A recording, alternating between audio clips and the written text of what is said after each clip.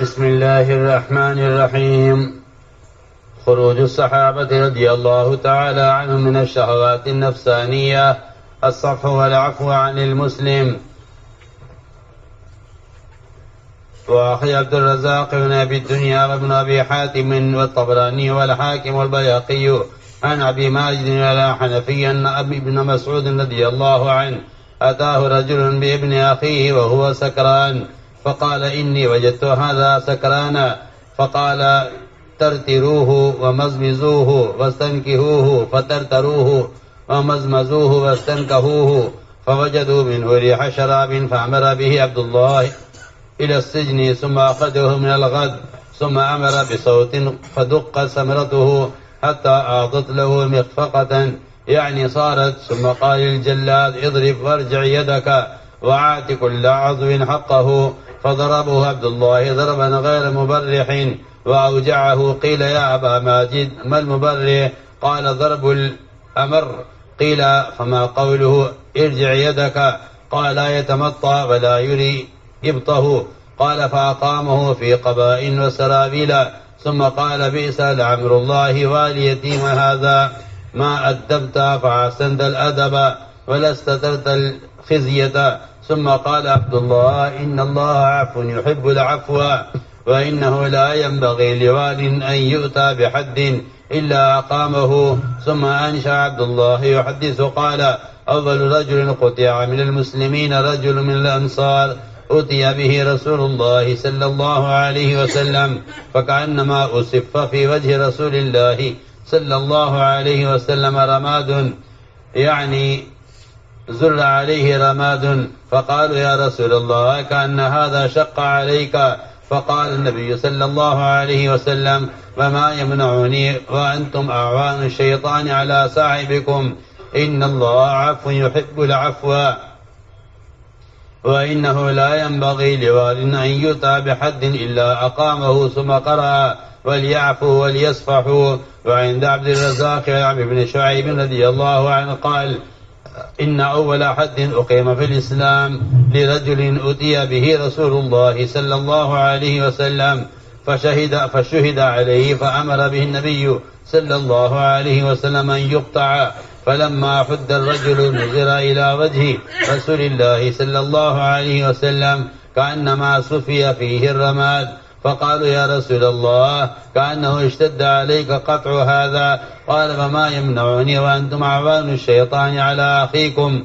قالوا فأرسله. قال فهلا قبل أن تأتيني به، إن الإمام إذا أتي له بحد لم ينبغي له أن يعطله، كذا في الكنز.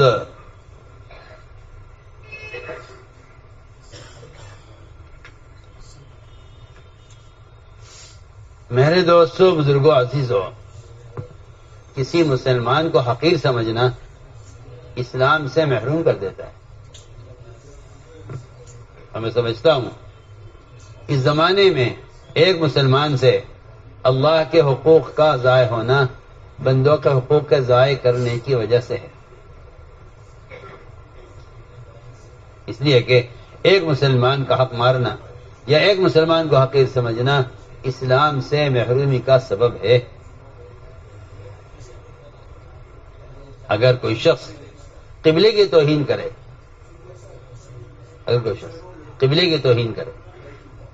تو عبادت سے محروم ہو سکتا ہے. جب ایک مسلمان کا مقام بیت اللہ سے اونچا ہے تو مسلمان کی تحقیر سے کتنی محرومی کا خطرہ ہے. ایک مسلمان کی تحقیر سے کتنی محرومی کا خطرہ ہو سکتا ہے. اللہ اکبر. اتنی حرمت قبلے کی ہے کہ آپ کعبے کی طرف پاؤں نہ پھیلائیں، آپ بیت الخلاء میں استنجے میں کعبے کی طرف رخ نہ کریں.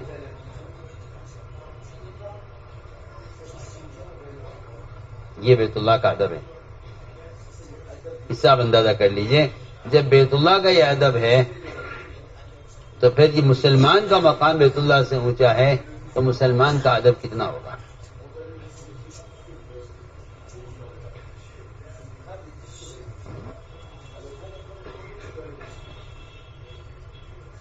اس لیے میں نے عرض کیا کہ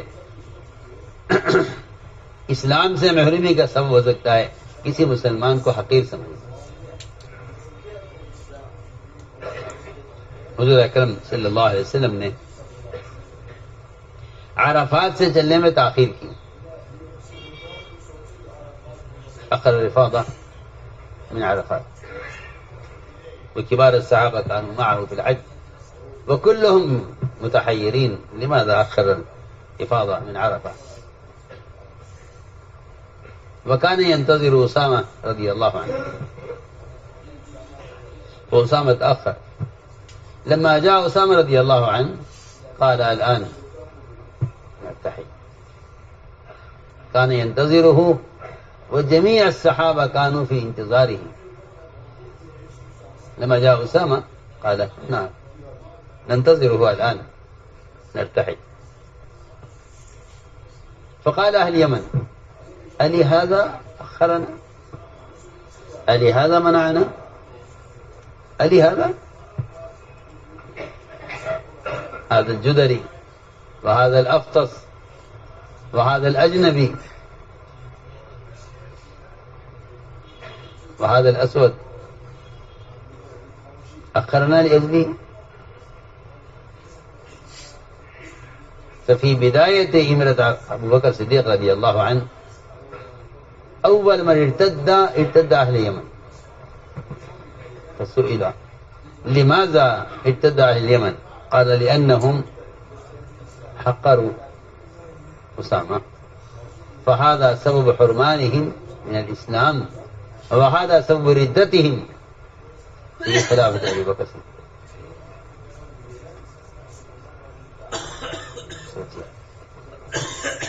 اتنی معمولی بات ہے، اتنی معمولی بات.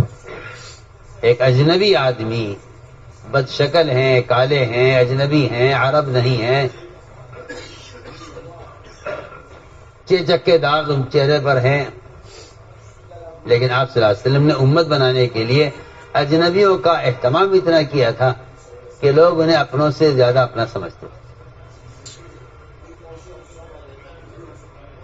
آپ نے دیر کی عرفات سے نکلنے میں، تاخیر ہوتی گئی. سارے کبار صحابہ آپ کے ساتھ، سب کو تعجب تھا کہ آخر اب غروب ہو چکا ہے، عرفات سے نکلنے کا وقت ہو چکا ہے، کیوں تاخیر ہو رہی ہے؟ کافی دیر کے بعد اسامہ رضی اللہ عنہ تشریف لائے. فرمایا اب چلو ہم اسامہ کا انتظار کر رہے تھے. پہلے یمن نے کہا اچھا اس کے انتظار میں اتنی تاخیر کی ہے، اس کے انتظار میں، اس کی یہ حیثیت ہے. جب ارتداد آیا حضرت صدیق کے زمانے میں، سب سے پہلے اہل یمن مرتد ہو گئے. پوچھا گیا کہ اہل یمن کے ارتداد کا سبب کیا ہوا؟ بتلایا گیا کہ حضرت اسامہ کے انتظار کو حقیر سمجھنا اہل یمن کے مرتد ہونے کا سبب ہوا.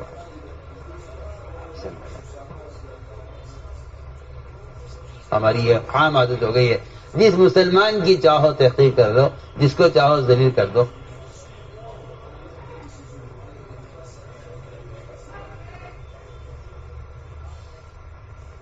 حالانکہ کوئی مسلمان اگر کسی کبیرہ گناہ کے اندر مبتلا ہے تب بھی اس مسلمان کو حقیر نہیں سمجھ سکتے. صحابہ خود فرماتے ہیں نحن نکرہ المعاصی للعاصی نکرہ. ہمیں حیرت اس بات پر ہے کہ لوگ خود وہ گناہ کر رہے ہوتے ہیں جس گناہ کے کرنے کی وجہ سے دوسرے گناہ گار کو حقیر سمجھتے ہیں. وَيَعْمَلْ بِنَفْسِهِ الْمُنْكَرَ وَيَرَى صَاحِبَهُ يَكْرَهُ صَاحِبَهُ مع هو مبتلا في هذا الذنب ويرى غيره. تو میں نے اس لیے عرض کیا بعض مرتبہ آدمی خود وہ گناہ کر رہا ہوتا ہے اور اس گناہ کو دوسرے کرتا ہوا دیکھ کر اس کو اس گناہ سے حقیر سمجھتا ہے. چنانچہ فرمایا کہ صحابہ کے مزاج یہ تھا کہ وہ نفرت گناہ سے کرتے تھے، گناہ گار سے نفرت نہیں کرتے، گناہ گار کو بھائی سمجھتے. ایک مسلمان کا عیب چھپانا ایسا ہے جیسا کسی اپنی سگی اولاد کے عیب کو چھپانا.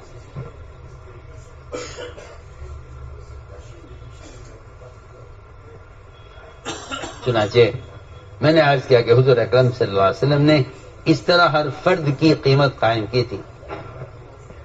مسلمانوں کی آپس کی اجتماعیت کے لیے یہ ایک بنیادی اصول تھا کہ اگر کسی کو حد بھی لگائی جا رہی ہے زنا کی یا شراب کی پینے پر، اور اس کو کوئی شخص حقیر کہہ دے یا اس کے بارے میں یا اس کے عیب کو بیان کر دے، آپ نے فرمایا صاف کہ زنا کرنے والے کو میں دیکھ رہا ہوں کہ وہ جنت کی نہروں میں غوطے کھا رہا ہے، وہ وہاں نہا رہا ہے، اور تم نے جو اس کے بارے میں کہا ہے کہ اسے کتے کی طرح رجم کیا گیا ہے، تم سے قیامت میں حساب ہوگا، تمہیں اس پر عذاب دیا جائے گا. زنا کرنے والا تو پہنچ گیا رجم ہو کر جنت کی نہروں میں، وہ تو وہاں غوطے کھا رہا ہے، جنت کی نہروں میں نہا رہا ہے زنا کر کے، اور تم غیبت کر کے جہنم کی طرف جا رہے ہو. غیبت کو جو زنا سے بڑا گناہ کہا ہے اس کی بڑی وجہ یہ ہے کہ وہ تو زنا کر کے جنت کی نہروں میں ہے، اور آپ غیبت کر کے آپ سے قیامت میں اس کا آپ سے سوال ہوگا. چنانچہ آپ صلی اللہ علیہ وسلم کو اتنی محبت امت کے فرد سے تھی کہ آپ صلی اللہ علیہ وسلم چور کا ہاتھ کرتے ہوئے دیکھ کر رونے لگے، اور آپ کا چہرہ ایسا ہو گیا جیسا آپ کے چہرے کے اندر خاک جھونک دی گئی ہو. آپ کا چہرہ پیلا پڑ گیا مٹی کی طرح، غم کی وجہ سے. غم کی وجہ سے چہرہ پیلا پڑ گیا، مٹی کی طرح پیلا پڑ گیا چہرہ آپ کا، اس غم میں کہ میرے سامنے میری امتی کا ہاتھ کاٹا جا رہا ہے. حالانکہ چور کا ہاتھ کاٹا جا رہا ہے، اس کو چوری کی سزا پر اس زمانے میں تو مسلمان کو اگر مسلمان کو سزا دی جائے اور کافر سزا دے رہا ہو، اس زمانے کا مسلمان خوش ہوتا ہے. ایک کافر اگر کسی مسلمان دشمن کو سزا دے، یہ مسلمان یہاں پہنچ چکا ہے کہ اگر کسی مسلمان کو کسی کافر کے ذریعے سزا دی جا رہی ہو تب بھی مسلمان خوش ہوتا ہے. اور وہاں وہ حدود جن کا قائم کرنا فرض ہے، جو حدود اسلام کی حفاظت کے لیے اور اسلام کے قیام کے لیے ہیں، ان حدود واجبہ کے قائم کرنے کے باوجود بھی کسی مسلمان کو حقیر سمجھنا اسی گنجائش نہیں تھی. عبداللہ بن مسعود رضی اللہ تعالیٰ عنہ نے شراب پینے والے کے ساتھ کیا معاملہ کیا اور کیا فرمایا. فرماتے ہیں ابو ماجد حنفی کہ عبداللہ بن مسعود رضی اللہ تعالیٰ کے پاس ایک آدمی آیا اپنے بھتیجے کو لے کر، وہ نشے میں تھا، اس نے شراب پی ہوئی تھی. تو نے کہا کہ جی میں نے اس کو نشے کی حالت میں پایا ہے.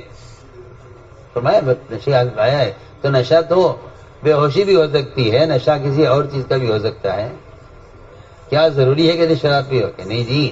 فرمایا تو پھر اس کو ہلاؤ جلاؤ، اس کو ہلاؤ، ممکن ہے کہ اسے قے ہو اور شراب نظر آئے، اور اس کو ہلاؤ جلاؤ تاکہ اسے ڈکار آئے اور اس میں پھر سونگا جائے کیا ہے شراب کی بو ہے یا نہیں. اگر شراب کی بو آتی ہے اور شراب کی ڈکار اس کو آتی ہے اور اس سے یقینی ہو جاتا ہے کہ شراب پی ہے اس نے، تو اس پر حد قائم کی جائے گی. چنانچہ لوگوں نے اس کو ہلایا جلایا اور اسے سونگا تو اس میں سے شراب کی بو آ رہی تھی. چنانچہ عبداللہ ابن مسعود نے حکم دیا کہ ابھی اس کو 1 دن کے لیے جیل میں بند کر دیا جائے. اسے جیل میں قید کر دیا گیا. اگلے دن اس کو بلایا گیا، قید سے نکالا گیا. فرمایا کہ کوڑا لو، اور اس کوڑے کا جو سرا ہوتا ہے جس پر گانٹھ ہوتی ہے سخت جو چوٹ لگتی ہے جس سے، فرمایا کہ اس کو کوٹ کر نرم کر دو، حق قائم ہو جائے مگر مسلمان کو تکلیف نہ ہو.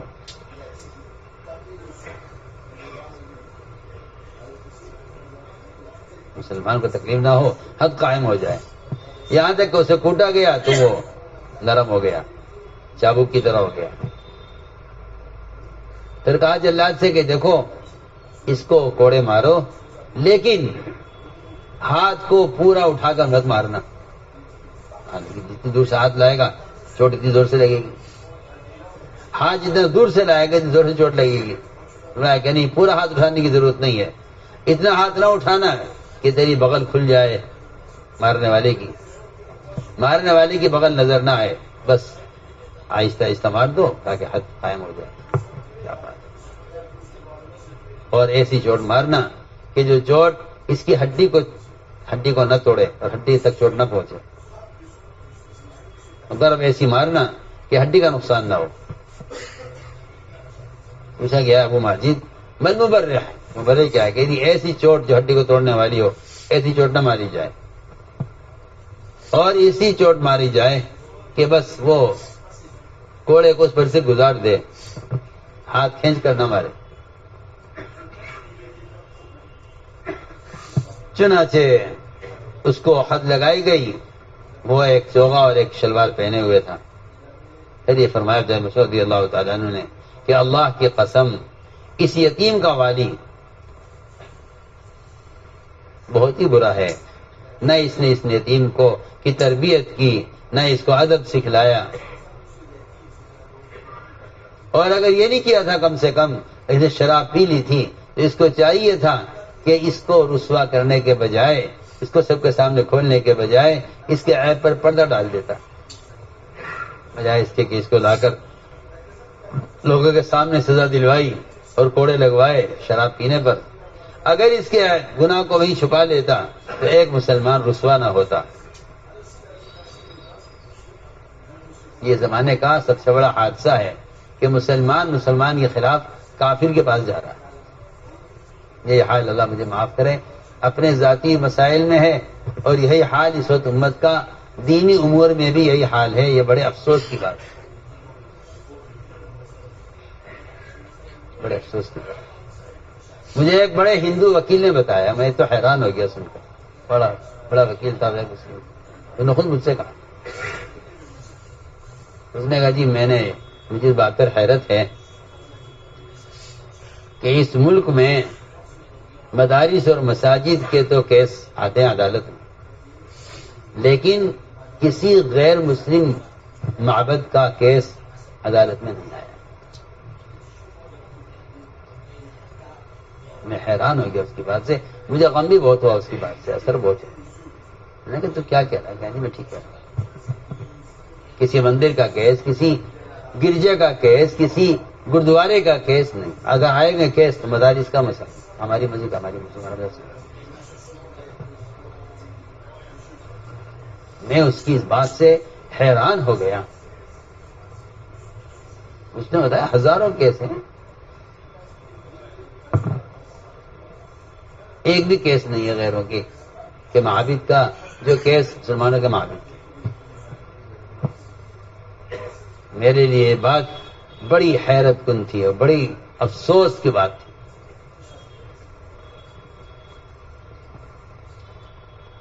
تو یہ فرمایا عبداللہ مسعود رضی اللہ تعالیٰ نے بہت ہی برا آدمی ہے یہ کہ اس نے اس یتیم کی نہ تربیت کی نہ اس کو ادب سکھلایا، اور اگر اس سے شراب پینے کی غلطی ہو بھی گئی تھی تو اس نے اس کو اس کی رسوائی پر پردہ نہیں ڈالا.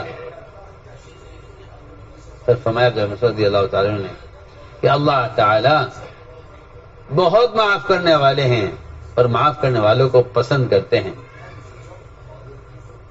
اور پھر یہ فرمایا کہ اگر قاضی کے پاس ایسا معاملہ آ جائے تو اس کو چاہیے کہ وہ حق قائم کرے. پھر عبداللہ ابن مسعود نے بیان کیا کہ سب سے پہلا شخص جس کا ہاتھ کاٹا گیا ہے مسلمانوں میں سے، وہ انصار میں سے ایک آدمی تھے جن سے چوری غلطی ہوئی، ان کا ہاتھ کاٹا گیا. جب ان کا ہاتھ کٹا تو آپ صلی اللہ علیہ وسلم کو اتنا غم تھا کہ غم کی وجہ سے آپ کا چہرہ ایسا ہو گیا جیسا آپ کے چہرے پر مٹی ڈال دی گئی ہو، یعنی آپ کا چہرہ خاکستری رنگ کا ہو گیا، مٹی کے رنگ کا. لوگوں نے عرض کیا رسول اللہ ایسا معلوم ہوتا ہے کہ آپ کو اس کے ہاتھ کٹنے سے بڑی تکلیف ہے. فرمایا کیوں نہ ہو مجھے تکلیف. تم شیطان کی مدد کر اپنے بھائی کے خلاف، تم شیطان کا ساتھ دے اپنے ساتھی کے خلاف، مجھے کیوں نہ تکلیف ہو. اللہ تعالیٰ معاف کرنے کو پسند کرتے ہیں تو معاف کر دیتے. اور پھر یہ فرمایا کہ اگر والی کے پاس، قاضی کے پاس، امیر کے پاس ایسا کیس آ جائے کہ اس پر شہادت اور گواہی مل جائے اور پھر وہ اس پر حد قائم نہ کرے تو وہ اچھا والی نہیں ہے. پھر یہ آیت پڑھی وَلْيَعْفُوا وَلْيَصْفَحُوا کہ قاضی کے پاس لانے سے پہلے آپس میں ہی نمٹا لیا کرو مسائل کو، کیوں ایک مسلمان کو رسوا کیا جائے سب کے سامنے؟ ایک روایت میں شعیب کہتے ہیں کہ سب سے پہلے حد قائم کی گئی اسلام میں ایک آدمی پر جس کو لایا گیا اور اس کے بارے میں گواہی پیش کی گئی۔ آپ صلی اللہ علیہ وسلم نے اس کا ہاتھ کاٹنے کا حکم دیا۔ جب اس آدمی پر حد قائم کر دی گئی تو آپ صلی اللہ علیہ وسلم کے چہرے پر غم کے آثار تھے، اتنا غمگین آپ کا چہرہ تھا گویا آپ کے چہرے پر مٹی ڈال دی گئی ہے، آپ کا چہرہ مٹی کا رنگ کا ہو گیا غم کی وجہ سے۔ لوگوں نے کہا رسول اللہ شاید آپ کو اس کا ہاتھ کرنے سے تکلیف ہوئی۔ فرمایا کیوں نہ ہو تمہیں تکلیف، اب تم اپنے بھائی کے خلاف شیطان کی مدد کر رہے ہو۔ میں نے کہا صاحب کچھ چھوڑ دیتے، کیوں ہاتھ کٹوایا آپ نے، معاف کر دیتے۔ فرمایا کہ نہیں، ایسا نہیں ہو سکتا، تم نے میرے پاس لانے سے پہلے کیوں نہ معاملے کو ختم کر دیا۔ اس لیے کہ امام جب اس کے پاس یا قاضی کے پاس کوئی کیس آ جائے اس پر حد اور وہ حد کو پہنچ جائے تو پھر یہ قاضی کے لیے مناسب نہیں ہے کہ وہ اس کی حد کو معطل کر دے یا حد قائم نہ کرے۔ اللهم صل على سيدنا مولانا محمد وعلى آل سيدنا مولانا محمد كما صليت على إبراهيم وعلى آل إبراهيم إنك حميد مجيد۔ ربنا ظلمنا أنفسنا وإن لم تغفر لنا وترحمنا لنكونن من الخاسرين۔ اللهم إنا نستغفرك ونتوب إليك، اللهم إنا نستغفرك ونتوب إليك، اللهم إنا نستغفرك ونتوب إليك۔ ربنا آتنا في الدنيا حسنة وفي الآخرة حسنة وقنا عذاب النار۔ سبحان ربك رب العزة عما يصفون وسلام على المرسلين۔